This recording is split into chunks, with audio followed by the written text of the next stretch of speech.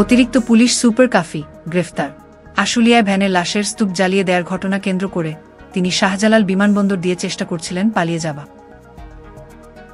আপনারা দেখছেন BD24 news, সঙ্গে আছি আমি ফারিয়া নাজনী।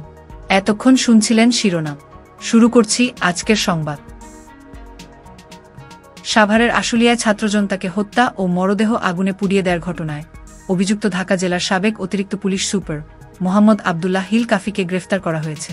সোমবার রাতে শাহজালাল আন্তর্জাতিক বিমানবন্দর থেকে তাকে আটক করা হয়।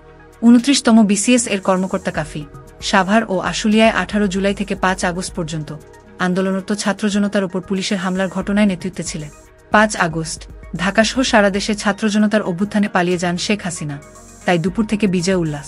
সামাজিক মাধ্যমে ভাইরাল হওয়া এদিনের ভিডিওতে দেখা যায় পুলিশের বর্বরতা।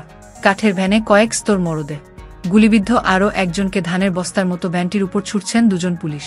ঢাকার অদূরে আশুলিয়া থানায় প্রধান ফটকের সামনে সড়কে ঘটেছে এই বর্বর ঘটনা।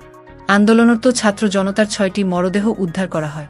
শনিবার বিকেল পর্যন্ত পরিচয় পাওয়া গেছে 4 জনে। তারা হলেন সাজ্জাদ হোসেন সজল, তানজিল আহমেদ সুজয়, বাইজিদ ও শুভ্র হুমায়ুন। এই গুলিতে 6 জনে মারে এবং ভ্যান দিয়ে লাশ নিয়ে এসে এখানে পেট্রোল দিয়ে জ্বালাই দেয় আর কি। তাদের মরদেহ খুঁজে পেয়েছেন স্বজনরা, বাকি 2 জনের পরিচয় পাওয়া যায়নি।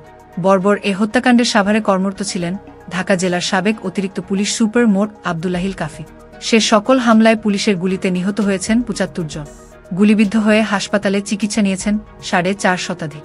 উল্লেখ্য, আশুলিয়ায় ভ্যানের উপর মরদেহের স্তূপ এর ঘটনা তদন্তে 4 সদস্যের কমিটি গঠন করেছে পুলিশ।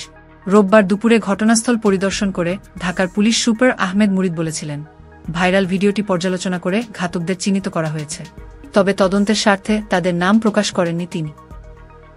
আমরা ইতিমধ্যে একটা ইনকোয়ারি কমিটি করেছি।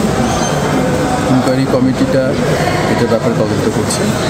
আমরা এর মধ্যে সবার সহযোগিতায় মোটামুটিভাবে আমরা একটা পেয়ে গেছি যে কারা কারা ওইখানে উপস্থিত ছিল, কারা এটার সাথে সংশ্লিষ্ট।